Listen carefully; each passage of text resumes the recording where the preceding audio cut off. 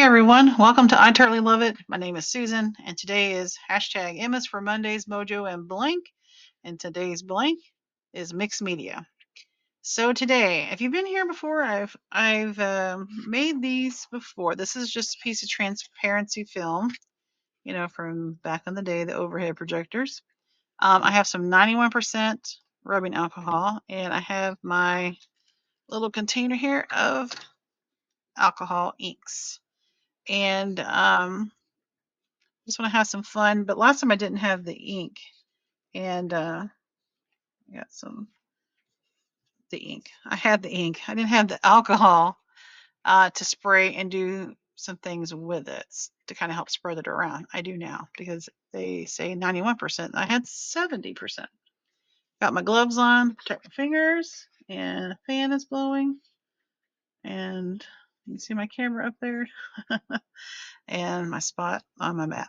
This is just a silicone mat from Amazon, and it's a little bit bigger than my space, and it's got a little warp in it. So, anyways, maybe that'll help with some flow. All right, so I'm going to just get all the different colors out and have a play. And I will tell you, in the past, what I've done with this is I've cut it into some sections and run it through the die cut machine. So those are fun to come, some results to come out of a make like this, because like, what are you gonna do with it? But you can also make it like stained glass type windows in your journaling. Depending on how you color it and whatnot, it could be like if you're making specimen slides or something similar, or something framed and it's like the glass, just to give it a different look. So just some ideas. All right, guys. So sit back, relax, enjoy some tunes, and let's get cracking.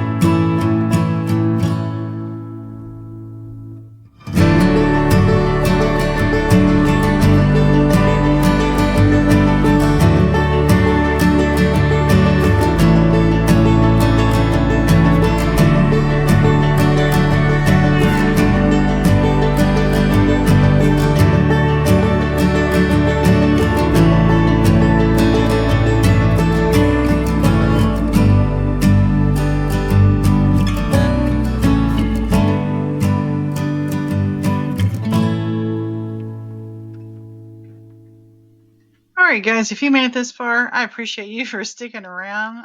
So really, this is just a learning trial for me, and I often see in other videos when people are using alcohol inks, they use alcohol, and of course, it's the first time doing it, so it's kind of interesting to see the reaction with it and how you can kind of rejuvenate a section that dry because it dries fast.